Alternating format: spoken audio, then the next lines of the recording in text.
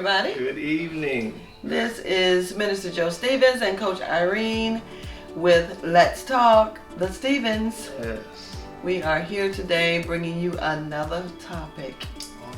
All right, another one.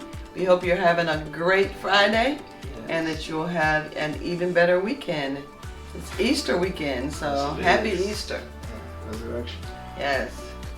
All right, so this is our video number 23, and the topic is, do my insides match my outsides? That's a good one. Okay. All right, so we're gonna see if it's a good one. Ask yourself, do my insides or does your insides match your outsides? We're gonna talk about it. We're gonna talk about it from a personal standpoint, how it relates to others, and maybe the world, and then we're gonna go into the Bible.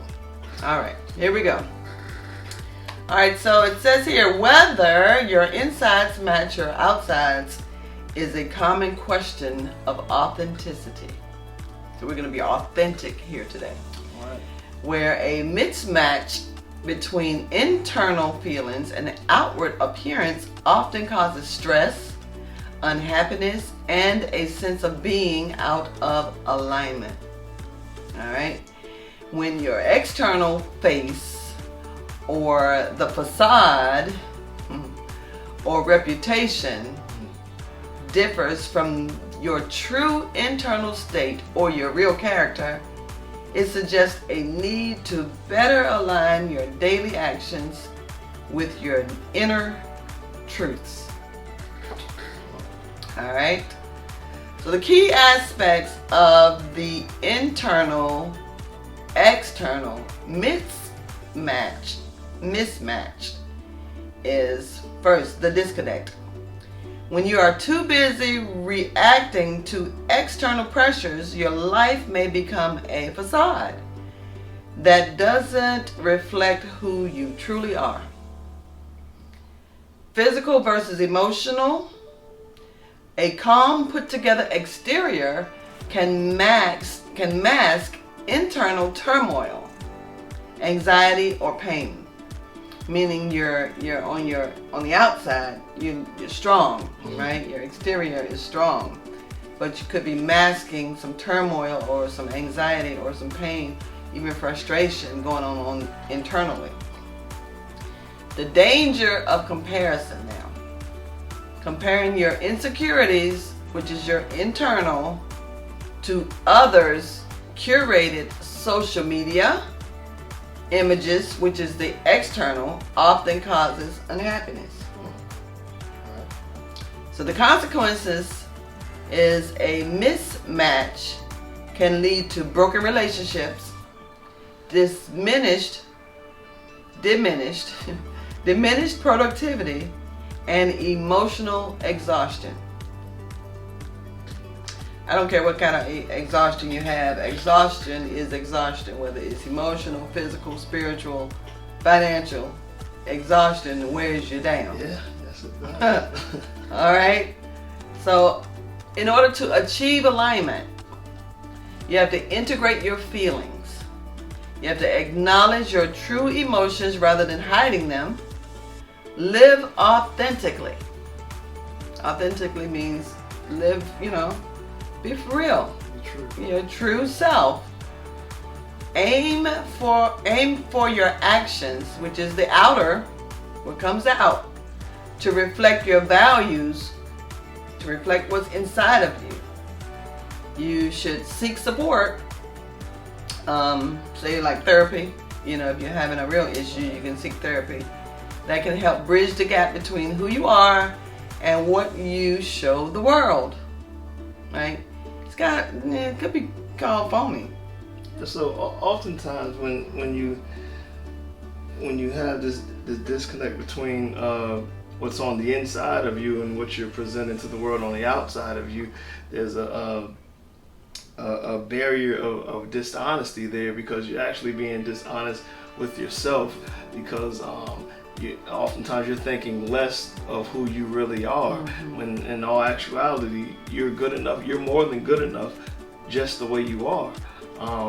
and you may be trying to please or appease other people in certain groups or in certain areas, or even to get ahead in life, and now you have an internal fight going on with yourself, because what you're showing on the outside is combating with who you really are.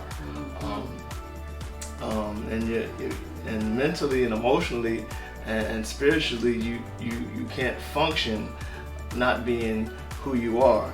It's like a cat trying to be a dog, or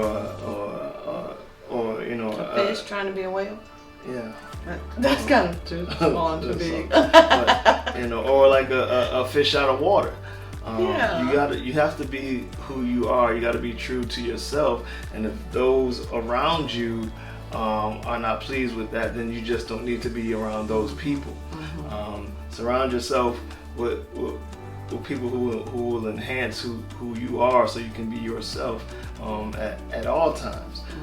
Because that's quite a weight to carry, to show something else on the outside and really be someone else on the inside. I think my fish trying to be a whale does work, because you know, you have some people who feel small, but they act big in certain environments. Right? So yeah, like I'm really, really timid, but when I get into a crowd of people, you know, I want to act all big and bad, like I can do this, and you know, like I'm ready for you. Okay. You know, so that is a disalignment. Yeah. All right, so last one for how to achieve alignment. Focus inward. Start, instead of trying to change your outward appearance or be something that you're not, or that you're misaligned with, to feel better, work on your internal alignment. So if you start working on the things that are bothering you, that make you want to act different in different environments, or act bigger than what you are, or act less than what you are, you need to work on that internally. Get those emotions aligned. So ultimately, just be true to yourself. One thing I do want to make sure that we don't confuse is when you're in different environments, there's a difference between being who you are and conducting yourself appropriately. So the same person that you are, the same exact person that you are at work shouldn't exactly be the exact same person that you are at different home. Crowd. So there should be different facets, different parts of you, different layers to you. So if you're a supervisor or someone of great authority at work, and you have to project your voice a lot, and you have to be a little bit more assertive at work, with the people that you work with to get things done. You don't necessarily have to be that person in the home. You don't have to be so loud and so forceful in the home. And it's not that you're not being who you are, or you're being different between home and work, but there's another side, there's another part of you at work, and there's another part of you at home, and it depends on where you are. It depends on which side of you that you have to magnify at that moment or in that place. But you're still in alignment with who you are. Yes. So no one's just one-sided. So I don't want us to confuse with well, I'm just being real, and you may be in the church acting like the same person you are in the bar. Or on the job. Yeah. So that was a good point. All right, so we're going to move on, and then we're going to go to the Bible, and then we're going to go back to what you said. All right, so if you feel your insides don't match your outsides, you are likely dealing with hidden stress or fear that needs to be addressed. So we're going to address some of those things today. When your internal state feels disregarded or undervalued compared to outward appearances, the Bible emphasizes that God prioritizes the heart and inner character over external temporary circumstances.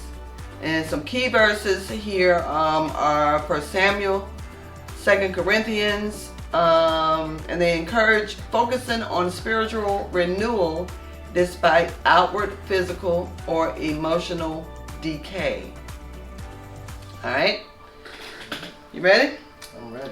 All right. So again, when your insides, or which are your emotions, your heart, your spirit, don't match your outsides, which are your actions or your appearance, the Bible calls for authentic, heart-centered faith. There goes that word faith again. Mm-hmm. We always talk about faith, highlighting that God sees beyond outward appearance to the heart.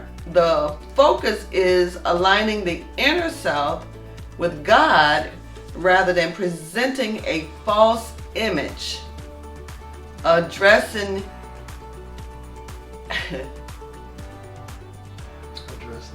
hypocrisy and finding inner peace. So don't be hypocritical. Be hypocritical to yourself. Yeah.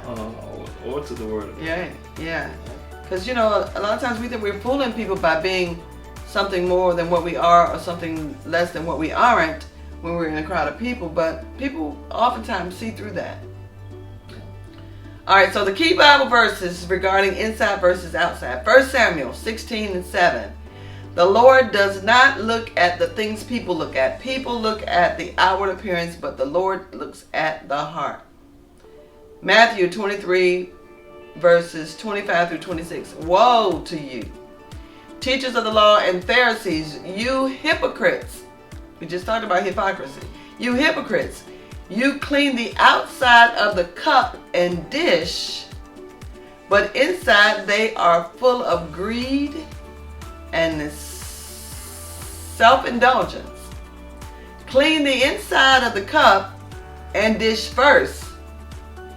Then the outside also will be clean.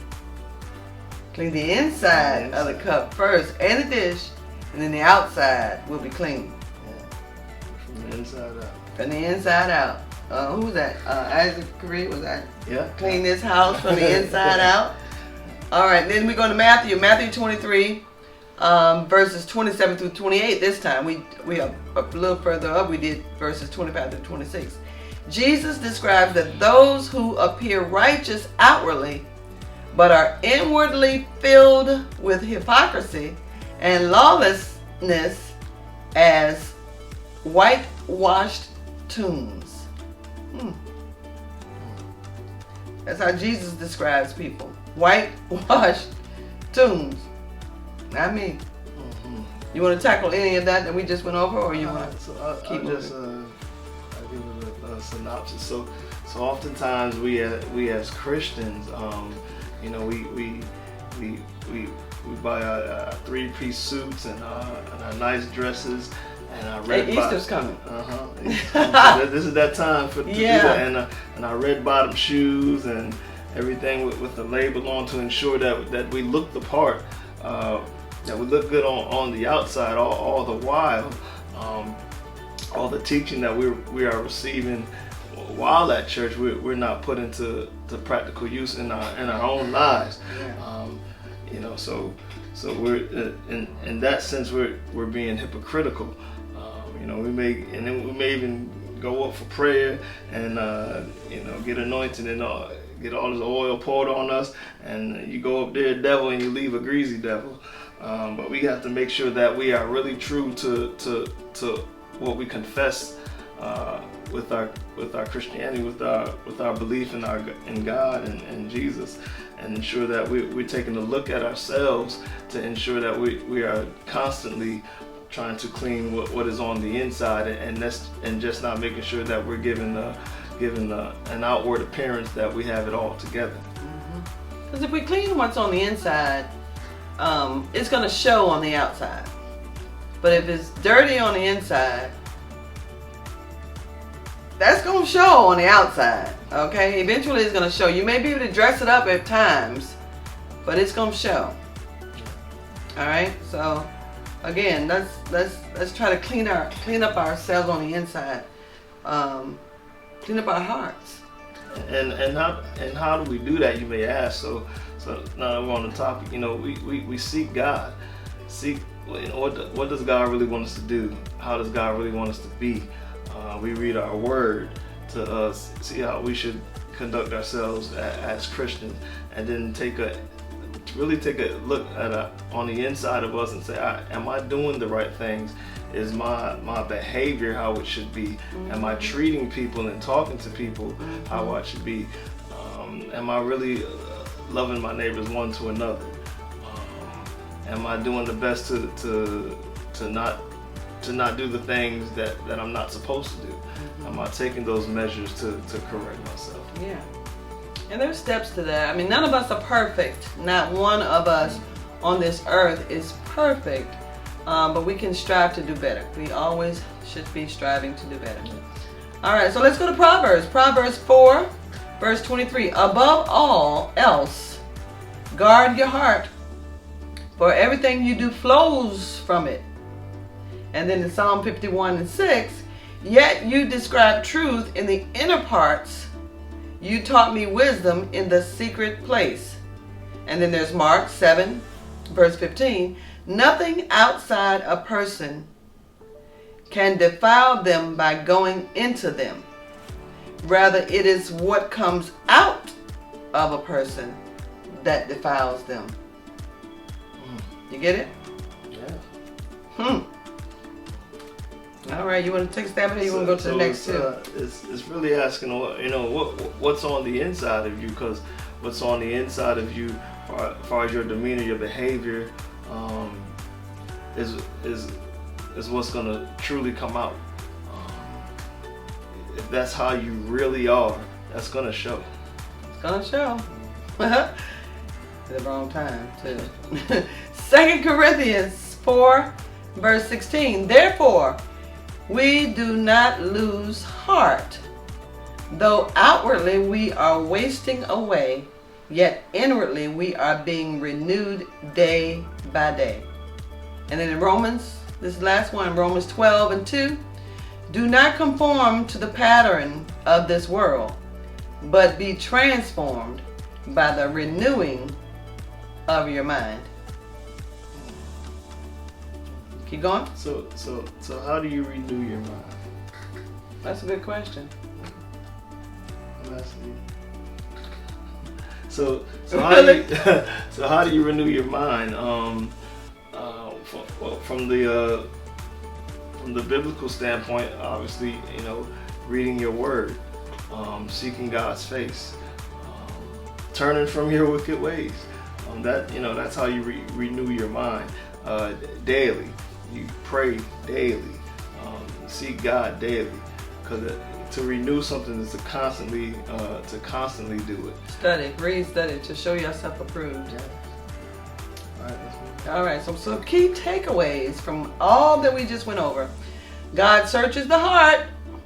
The Lord cares more about the internal character than the external reputation. All right? We care about our reputation so much that it's crazy. All right? We do. People do. Inside out transformation. True righteousness flows from the inside out, not the other way around. True righteousness. And then emotions versus truth. Feelings can be deceptive. And the Bible advises anchoring oneself in God's word rather than solely on emotional states. And the last one, authenticity. God desires honesty about your inner state rather than a mask of perfection. You got that? Yeah. All right, so this is the last thing we're going to talk about. We're still on do my insides match my outside, but we're going to talk about tone. Your tone and whether in your kindness, whether it's kindness to strangers or just people that you know in general. This is going to measure. It's going to help you measure our let's measure our character. I'm stuttering. our characters. For a moment. Yes. Let's measure our characters for a moment. First of all, these are not my glasses. These are reading glasses. I don't know why I don't have one of the other ones. So tone, kindness, strangers versus home. Home. Like where you live. So, and someone sent this to me. One of my former colleagues sent this to me, and I thought it was great, so I just threw it in here. And it made plenty of sense. And it's going to make sense to you. Just hanging in with me. So, animals, the paperboy, the mail person, a person out standing outside of the 7-Eleven, person at the grocery store, we can treat them with kindness all day long. But the true measurement of character is how kind are we? How kind are you to the people who live right in your home? Your partner, your spouse, your children. How kind are you to those people? What is your tone when you're talking to those people? This is how we're going to measure our character tonight. So, if all of our graciousness is saved for strangers, that's not kindness. That's image management. That's when you're managing your image. Yeah. The real measure of who we are is not in the polite smile that we always give to people. You know, when you go through the grocery line, you, hi, how you doing? Thank you. MVP card, yeah, thank you. I don't have mine. Can I use yours? But it's the tone that we give to our spouses or our children or just, you know, our loved ones. Because they are the people who actually will try us, who get on our nerves. Most of the time, a person at the grocery store is not getting on your nerves. So it's easy to be kind to them. It's easy to have a nice tone with them. But when we're close to someone, that tone can be tried. But we're talking about measuring our character right here. So kindness is the tone we use with a partner who loves us. It's the patience that we offer when our children are overwhelmed, right? Our children come to us sometimes when they're overwhelmed. Or when we're doing the homework with them and we're sitting at the table and they don't get it. What tone are we using? What tone are we using in our marriages? How much kindness are we showing in our marriages? Or are we taking that for granted? So if the softness we choose on the days our egos are on an all-time high, it is the softness that we choose on the days when our egos are on an all-time high. And that's not the way it's supposed to be. Right. So what it's speaking is how do you treat those people that allow themselves to be vulnerable around you? Do you take advantage of what you know about them to be mean or to be impolite when you speak with them? Do you take advantage of what they lack, whether they may not be good in a certain area? Do you exploit that, or do you treat them with the same amount of respect that they deserve, regardless of what you know about them? So ask yourself that question. Yeah, and I said that's not the way it should be earlier. It is the softness that we should choose when our ego is on an all-time high. That we should choose softness. So marriages don't end or collapse from one minor or sometimes even major betrayals. They erode slowly over time from neglect, from casual disrespect, or the lack thereof, right? They erode slowly over time because of unkindness, or because of our tones, or because of arguments, unnecessary arguments. We're all gonna have disagreements, but unnecessary arguments. They erode over time sometimes because of passive aggressiveness, and then we think no one is catching that passive aggressiveness, and then all of a sudden it's like, I don't want to be in this relationship anymore, and the other person may say, why not? And it's because of everything that has been piling up, all that unkindness, all of those tones, all of the disrespect. And if you can, and then when we're around our spouses or the people that we're unkind to, but we're in another environment, and we're kind to those people, or our tone is different with those people, whoever has been on the other end of the unkindness is watching that, and it's like, how are you so mean to me? What's going on? You want to add anything, and then I'm going to complete it. Yeah. So in that situation, you can create a very hurtful circumstance.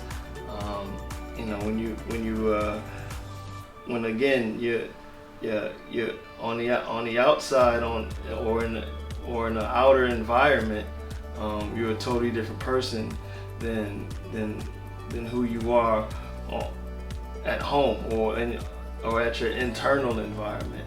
Your insides are not matching your outside. Yeah. Where the emotions are known, the vulnerabilities are known, and when you play on those things in a negative way, that can create a very disruptive environment at home. Yeah, at home, and very neglecting. Yeah. And not attending to the person or people that you should be in the way that you should be. So that can create a very hurtful. Yeah, exactly. So, almost over. So, assisting, helping, and being kind to strangers make people like you. It just makes people like you. I mean, we can go out, we can feed 100 people. They're like, oh my God, they're so great, they're so great, they're so great. But if we're not kind to each other, or we're not kind to the people who live with us, or we're not kind to people who love us, or our tone is different with that, you're hugging all the strangers out of, when we go feed, but we don't treat each other the same way. That's not cool. So again, assisting, helping, and being kind to strangers might make people like you. However, being kind to your spouse, your partner, your children, your family members makes you trustworthy. Are you trustworthy? Kindness to stranger creates an image. And definitely we got the image. Yeah. It creates an image, but kindness at home creates a person of character. And if we are kind everywhere except our own house, that's not kindness. That's performance. That is image management, dressed up as virtue. And we know that real virtue is having moral standards, goodness, and righteous behavior. So when we think about our insides matching our outsides, we want to have moral standards, goodness, and righteous behavior that shows up on the outside, whether we're out in the streets, at the grocery store, talking to an animal, talking to a stranger, or talking to a person that you love and live with. So ask yourself, do your insides really match your outsides, or are you just performing? So do some self-examination. Really ask yourself these questions. Do your insides match your outside?